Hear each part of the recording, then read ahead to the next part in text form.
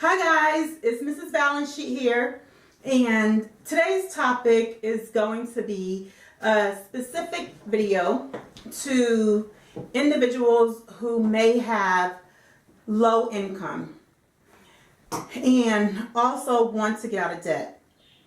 Now, sometimes when I watch commercials, I just get angry, especially around tax season, because all these videos and these companies, they're all marketing usually towards low-income individual, and they're like, use your tax refund to go get a cell phone, or use it to get, a car from like one of those little buy here, pay here places, or use it to get rims, or use it to get, I've heard like everybody around tax season wants you to take your tax refund and give it to them.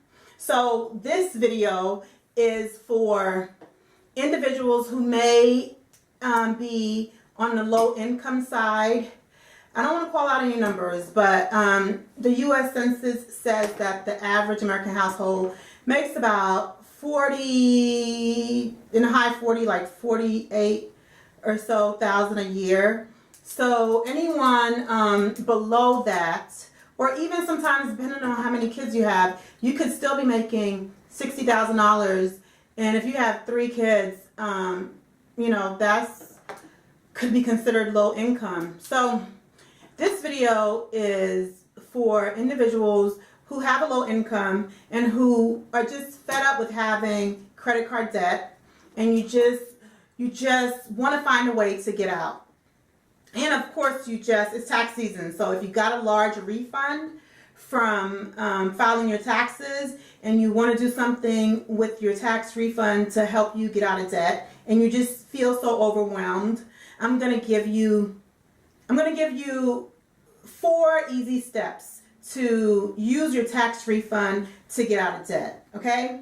And I hope this helps, but the first thing you need to do to get out of debt is to go ahead and get all your credit card statements, and so you know what debt you have, how much it is, and how much interest you're paying on each balance, okay?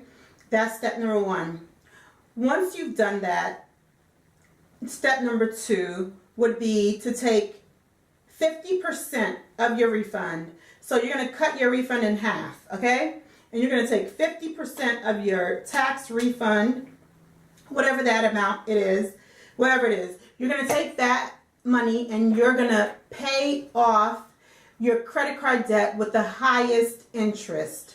So, depending on how many credit cards you have, you may be able to pay a couple of them off, or it may just be one credit card that you're making, that you're using that 50% of your refund to pay off, okay?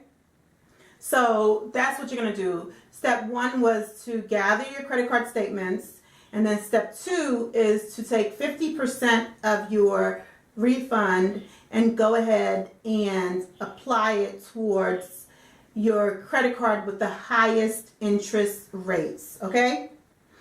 Then step number 3 involves saving, okay? Now I want you to take 25% of your refund. This is assuming that if you're in a lot of credit card debt and you're living paycheck to paycheck, that you probably don't have anything saved. So you're going to take 25% of your refund. If you don't know how to calculate that, you take whatever your tax refund is and you multiply that by 0.25, okay? When you get that number, you're going to take that amount, and I want you to put that amount in a credit union savings account. It cannot be in an account that you can access easily. If you bank with a credit union already, then go ahead and take it and put it in another credit union. But the reason I like credit unions is because they're more difficult to access than your everyday banking. And if you don't bank with a credit union, if you bank with a traditional bank, then you don't think about the money as much. And that's what I want you to do. I want you to put that 25% into that credit union savings account. And once you put that money in there, I don't want you to think about it. Just mentally forget about that money. That money does not exist unless you have an emergency, meaning you're unemployed, things like that. That's what your emergency savings account is for. So that's 25%. So now you're only left with another 25% of your tax refund, the last 25% of your tax refund. That 25%, I want you to take that balance of your tax refund and I want you to go ahead and put it in a savings account that is linked to your checking account. And this is the money that you will use when you are over, when you have overages as far as your monthly expenses. So say, March comes and, you have an extra unexpected bill, like maybe you had to get new tires or something like that.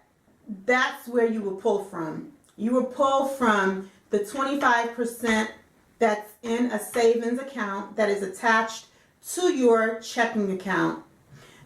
And I'll give you the reasons why I suggest this. I suggest doing that because if you're in credit card debt, now a lot of people are in credit card debt for different reasons, but in a nutshell is because you're spending more money than you make, okay? So at times, instead of charging things on a credit card, if it's something that's really needed, and you're gonna have to make tough decisions, okay? If you really need something, if it's something that is critical to your day-to-day living, I'm not talking about optional items or luxuries. If it's something like critical, like something I just explained, if you need new tires, if you go to the dentist and your copay is more than what you expected it to, or you have a extra deductible that you have to meet, that's where that money is going to come from, okay? Because by having that money set aside to pull from, that's going to allow you to avoid using credit cards to end up back in debt, because you're trying to crawl out of debt. So when you're trying to do something like that, you need to pay the debt off, you need to save for a rainy day, but you also need to avoid getting into additional debt. So those are 4 quick, easy steps for you to use if you've just gotten a large sum of money. It's tax time, so I'm assuming your tax refund, or if you've gotten a bonus at work or anything like that. And if you really want to get out of credit card debt, follow those 4 steps. You could look down below in the information. I'm going to have these 4 steps there for you as well. And I hope it helps. Getting out of credit card debt, if that's what you really want to do, you can do it if you're determined. You just, after you apply these 4 steps, I'm actually going to do a part 2 to this video to give you additional information and additional advice on what you can do if you are a low income individual and you are ready to say goodbye to credit card debt and just be debt free. And just, if you want to know how that feels, if you just want to feel the freedom of being debt free and not worrying, about finances all the time, and if you want that freedom, follow these steps and you will get there with determination, God's grace. I believe that those 2 things, once you have decided that that's what you're going to do, that's what you want to do, then you will get to your goal. I hope this helped. If you have any questions or comments, please comment below. If you enjoy my videos, please go ahead and subscribe and of course like.